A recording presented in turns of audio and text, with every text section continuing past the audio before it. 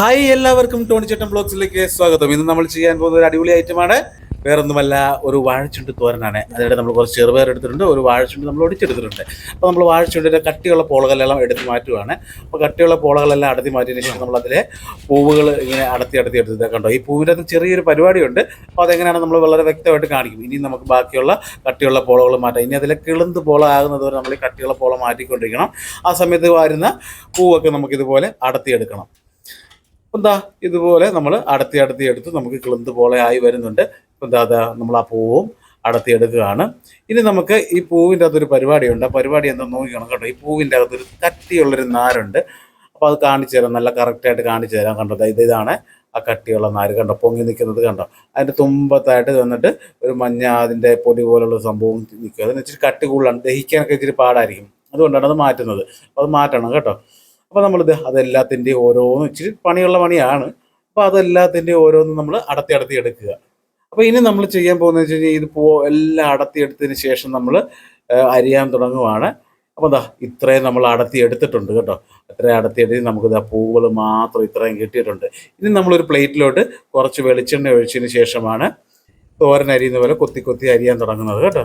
അപ്പോൾ തോരൻ അരിയുന്ന പോലെ കൊത്തി അരിയുന്നതിന് മുമ്പ് നമ്മൾ വെളിച്ചെണ്ണ ഒഴിച്ചെന്ന് വെച്ചാൽ എന്തായാലും ഇതിൽ കറയുള്ളതാണ്. അപ്പോൾ കറുത്ത് വരും നമ്മൾ അരിയുന്നില്ല. അപ്പോൾ അത് കൂടുതൽ ഇതാകാതിരിക്കാൻ വേണ്ടി, കയ്യിലൊക്കെ പറ്റാതിരിക്കാൻ വേണ്ടിയൊക്കെ നമ്മൾ കുറച്ച് വെളിച്ചെണ്ണ ഒഴിച്ചിടുക. കയ്യിൽ ഇച്ചിരി വെളിച്ചെണ്ണ തൂക്കുന്നത് നല്ലതായിരിക്കും.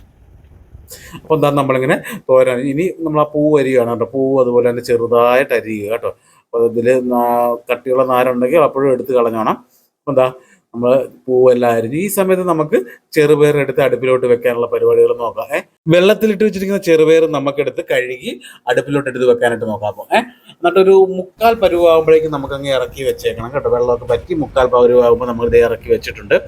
ഇനി നമുക്ക് കുറച്ച് തേങ്ങായും പച്ചമുളകും കറിവേപ്പില വെളുത്തുള്ളി സവാള പിന്നെ നമുക്ക് കുറച്ച് ജീരകം പൊടിച്ചത് പിന്നെ നമുക്ക് കുറച്ച് മഞ്ഞൾപ്പൊടി ഇത്രയും സാധനമാണ് വേണ്ടത്. ഇനി നമുക്ക് പച്ചമുളകും ജീരകവും വെളുത്തുള്ളിയും സവോളയും കൂടെ ഒന്ന് മിക്സിയിലിട്ട് കറക്കി അങ്ങ് എടുക്കാം. എന്നിട്ട് ഇതും നമുക്ക് ആ തേങ്ങയും എല്ലാം കൂടെ ഒന്ന് മിക്സ് ചെയ്തെടുക്കാം. തേങ്ങയും ബാക്കിയുള്ള കൂട്ടും എല്ലാം കൂടെ നമുക്ക് മിക്സ് ചെയ്ത് ഇതുപോലെ അങ്ങോട്ട് എടുത്ത് വെക്കുക.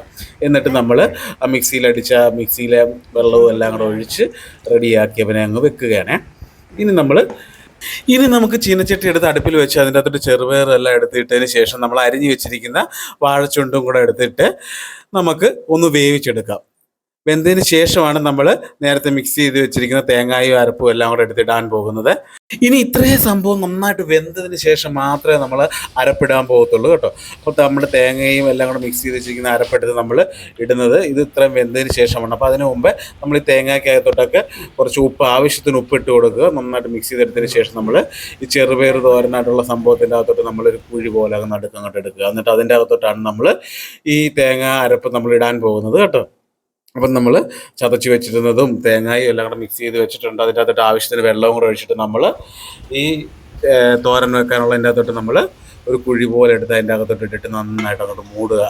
ഈ തോരനുള്ള സാധനങ്ങൾ ചെറുപയറെല്ലാം കൂടെ ഇട്ട് അങ്ങ് മൂടിയതിന് ശേഷം നമുക്ക് ഒരു മൂടിയുള്ള അടപ്പ് വെച്ചിട്ട് നമുക്ക് നല്ലപോലെ ഒന്നും കൂടെ വേവിക്കാം. അപ്പോൾ തേങ്ങയും എല്ലാം നല്ല വെന്ത് അതിൻ്റെ അകത്ത് നീരൊക്കെ ഇറങ്ങി വെള്ളമെല്ലാം പറ്റി നല്ല ഡ്രൈ ആയിട്ട് നമുക്ക് സംഭവം കിട്ടുവേ. അപ്പോൾ അതാ നമ്മളത് മൂടി വെച്ച് കുറച്ച് വെള്ളമെല്ലാം ഒഴിച്ചതിന് ശേഷം നമ്മളതൊന്ന് മൂടി വെച്ച് വേവിക്കാൻ പോകണം. അതാ വേവിച്ച് നമ്മൾ എടുത്തിട്ടുണ്ട്. ഇനിയാണ് നമ്മൾ അടുത്ത പരിപാടിയിലോട്ട് പോകുന്നത്. ഒരു പാത്രത്തിൽ കുറച്ച് അരി അത് നന്നായിട്ട് തുടച്ചെടുക്കുക ഒരു തുണിയിൽ. പിന്നെ കുറച്ച് ചെറിയ ഉള്ളി കുറച്ച് കറിവേപ്പില ഇത്രയും മതി. ഇനിയാണ് നമ്മുടെ പരിപാടി തുടങ്ങാൻ പോകുന്നത് കേട്ടോ. അപ്പോൾ എണ്ണ തിളച്ചിട്ടുണ്ട്. നമ്മൾ ആദ്യം തന്നെ തുടച്ച് അരി എടുത്തിടുക കേട്ടോ. അരി ഏകദേശം വറുത്ത് മുരിഞ്ഞ് വരുന്നിട്ടുണ്ട്. ഇനി നമ്മൾ ഇതിൻ്റെ അകത്തോട്ട് ചെറിയ ഉള്ളിയും കറിവേപ്പിലയും കൂടെ അങ്ങോട്ട് ഇടുകയാണ്. അപ്പോൾ ഇനി അത് നന്നായിട്ട് വഴണ്ട് കഴിയുമ്പോഴേക്കും നമുക്ക് എടുക്കാം. അപ്പോൾ അതുവരെ വഴണ്ടി വരുന്നത് വരെ നമുക്ക് നോക്കാം അല്ലേ. അപ്പോൾ ഏകദേശം വഴണ്ടി കഴിയുമ്പോഴേക്കും നമുക്ക് നമ്മുടെ തോരനായിട്ടുള്ള സംഭവങ്ങളെല്ലാം കൂടെ എടുത്ത് തട്ടണം. ഇതിൻ്റെ അകത്തോട്ട് നന്നായിട്ട് മിക്സ് ചെയ്തെടുക്കുകയാണ്. അപ്പോൾ എന്താ ഏകദേശം നന്നായിട്ട് കറിവേപ്പിലയൊക്കെ നന്നായിട്ട് മുരിഞ്ഞിട്ടുണ്ട്, ഉള്ളിയൊക്കെ നന്നായിട്ട് വഴണ്ടിട്ടുണ്ട്. ഇനി നമ്മളതിൻ്റെ അകത്തോട്ട് നേരത്തെ വേവിച്ച് വെച്ചിരിക്കുന്ന ചെറുപയർ കൂട്ടം കൊണ്ട് നമുക്ക് ഇട്ട് കൊടുത്ത് നല്ല പോലെ ഇളക്കി നല്ല രീതിയിൽ വഴറ്റി ഒന്നും കൂടെ ചൂടാക്കി എടുക്കണം നമുക്ക്. അപ്പോൾ നല്ല പോലെ എണ്ണയിൽ നന്നായിട്ട് മിക്സായി റെഡിയായിട്ട് വരും. അപ്പം തന്നെ നല്ല ടേസ്റ്റ് ആയിരിക്കും, അടിപൊളിയായിട്ടായിട്ടുണ്ട്. പിന്നെ ചെയ്യേണ്ട ഒരു കാര്യം, നമ്മുടെ ചാനൽ ആരെങ്കിലും സബ്സ്ക്രൈബ് ചെയ്യാത്തവരുണ്ടെങ്കിൽ ഒന്ന് സബ്സ്ക്രൈബ് ചെയ്യുക. എല്ലാവർക്കും ഷെയർ ചെയ്ത് കൊടുക്കുക, ലൈക്ക് അടിക്കുക, കമൻറ്റ് അടിക്കുക. അപ്പം അടുത്തൊരു അടിപൊളി വീഡിയോയുമായി വീണ്ടും കാണാം. താങ്ക്